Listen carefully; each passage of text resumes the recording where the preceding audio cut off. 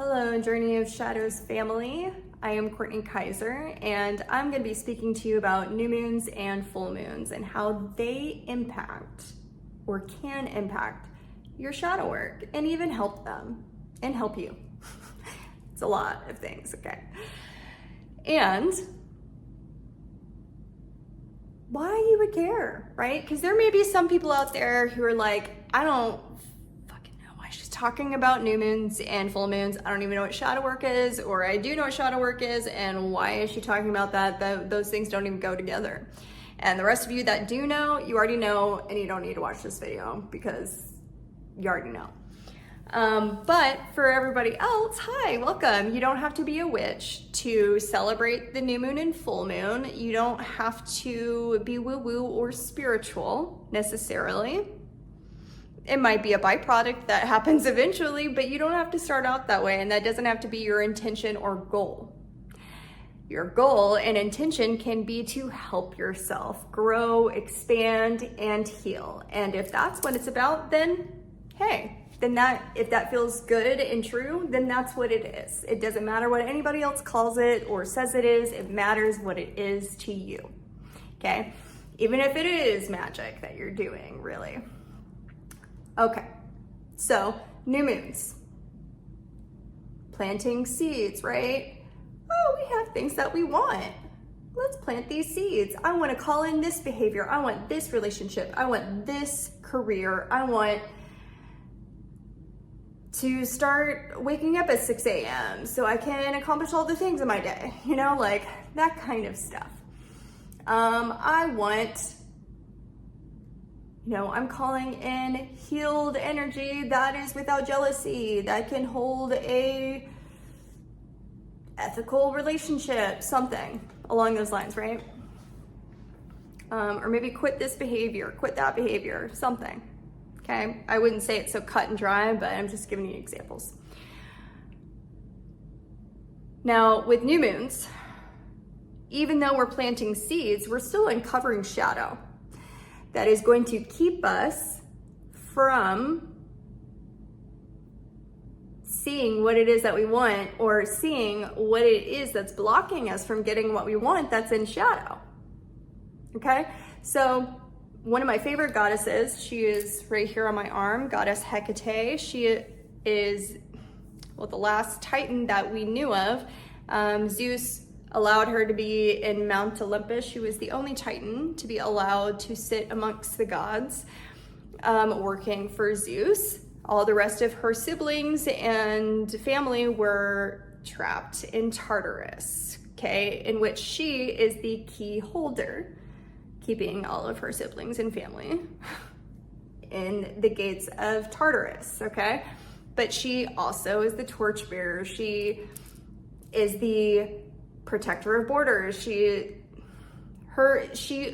Basically her dominion is liminal space, land, sea, sky. It's everything and everywhere, but she is the goddess of magic. She is the goddess of shadow work, of volunteering, of caring about animals and volunteering your time to help, being an environmentalist. She's all of these things that make you be a well-rounded, layered person. And when you do your shadow work, when you do these things, she will give you favors, and which is really lovely. But I'm not saying that everybody has to work with Goddess Hecate for the new moon, but just showing you how even long before in pagan times or Greek times, because this is when she was around, ancient Greek times, that, oh my God, like they already knew about shadow. They knew about all of this stuff. They had already been doing this stuff. This is wisdom that has been taken from us, that has been hidden, that we are remembering. So they tried, they couldn't take it forever, okay? We remember. So with new moons, there's always going to be shadow information no matter what sign it is. So this is February 2025. We had a new moon in Aquarius, okay? And so that new moon, Aquarius is all about being a rebel. It's about kind of anarchy in a way. Because it's a rebel with the cause. It's like somebody that wants to fucking protest, that wants to use their voice, that doesn't want to do what you tell them to because it doesn't make sense to them. If it's not aligned and it's not what's true, it can't exist. Aquarius is all about community, being a genius, being inventive, being a problem solver, being autonomous and independent, while also being deeply rooted in creativity and community. But the shadow side to Aquarius can be disconnection from emotion. Okay, so where are you blocking yourself, or where is your shadow blocking you from connecting to community, to family, to your autonomy, to your creativity, to what you are creating in your life in terms of your projects or your ideas, your future, your career, whatever.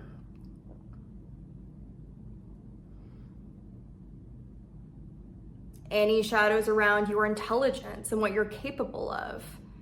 Connection to like-minded individuals that are doing things, living life for a cause, for a purpose, for a mission. If it's not aligned with yours, or if they don't, it might not jive with you, right? And so it's about more fine-tuning. Again, every single month allows you to fine-tune and acts as a direction, a guide to help you fine-tune your shadow work and yourself every single fucking month, guys. Every month. Okay, so you can see the shadow and light aspects of that. So with Aquarius, it's like, okay, what are all these things that block you, right? In shadow, from connecting to your genius, to your community, to your autonomy, to your creativity with community, to your independence, to your rebellious nature. Are you too much of a people pleaser? Right? Like all of those aspects. And then, okay, so we're looking at the shadow aspect. What's causing all those things? Okay, and then we see all these things. So now you're planting seeds for the new moon. You're wanting to call in all of this stuff. So using that Aquarian lens, you see, okay, these are the shadows that are blocking me, but what am I wanting to call in from that? So I'm needing to look more at my shadow and trauma surrounding community and friends, relationships, and how I function in relationships so that I do feel confident and comfortable enough to work within a community. I realize I don't have a lot of trust in that. That's something I need to work on, right? I want to call that in. I want to call in my tribe. I want to call in my community. I want to call in this courage to be brave and share my ideas. I want to be brave to share my creative pursuits with my tribe and community, but X, Y, and Z blocked me. This is how I'm going to call this in, by doing X, Y, and Z. Okay. And then you have your full moon. It's all about releasing. It's all about getting it the fuck out. Okay, so it's like half of what we did on the new moon, because we're not calling something, I mean, we still are, but not quite in the same way, right? Because it's more of the focus on what we're calling in and how we are watching ourselves integrate these changes to call the thing in, okay? And with the full moon, it's like we are releasing, shedding, to further align ourselves with the vibration and energy of that sign's qualities that it's bringing out in you.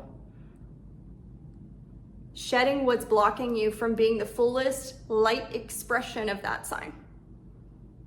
Okay, so they're always working at different tandems, but circling back to similar things. So we just had a full moon in Leo. Okay, and that was a doozy.